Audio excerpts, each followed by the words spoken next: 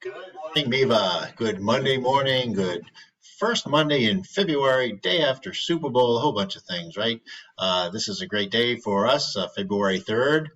And the quote of the day is, it takes one thought, 1 second, one moment, or positive memory to act as a catalyst for the light to gradually seep in again. I love that quote for the day. All right, in February 3rd here on, this is of course a Monday in 2017, the science of the day, sun's slow surface finally explained. A collaboration between Brazilian and U.S. scientists solved the mystery of our sun's relatively slow exterior.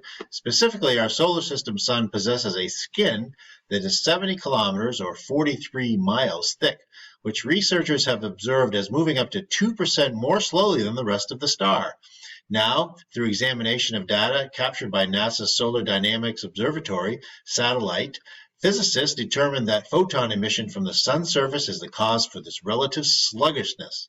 These emissions, carrying angular momentum, slow the sun's surface gradually as they are propelled outward into space.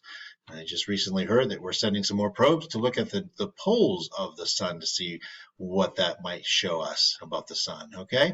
All right, today in history, February 3rd again, 1966, the Soviet Union accomplishes the first controlled landing on the moon when the unmanned spacecraft Lunik 9 touches down on the Ocean of Storms. After its soft landing, the circular capsule opened like a flower, deploying its antennas and began transmitting photographs and television images back to Earth. The 220-pound landing capsule was launched from Earth on January 23rd. So really, the short time to get there to the moon back in that early day of space travel.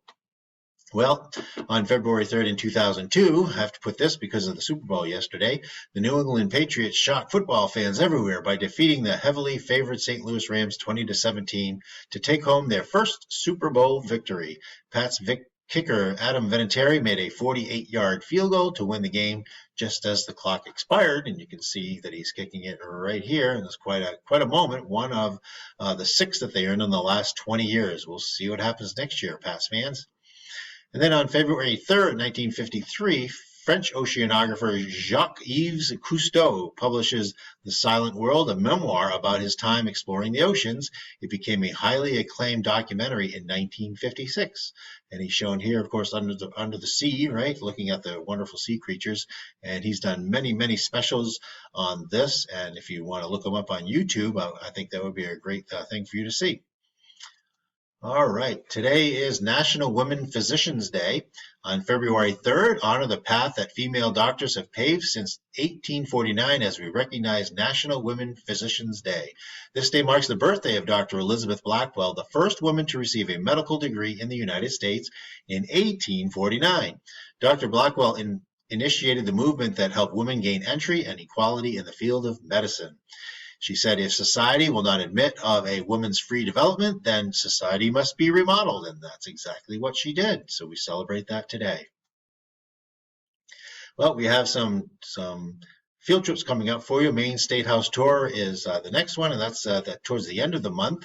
And so join Ms. Valley as she prepares to do a tour of the state capitol. So the Hall of Flags will be part of that, the House and Senate chambers, as well as the history of the building and process of enacting a law. So space is limited. Make sure you get to Ms. Valley, vvalley at mainevirtual.org, and let her know if you'd like to go. Sounds like a great tour.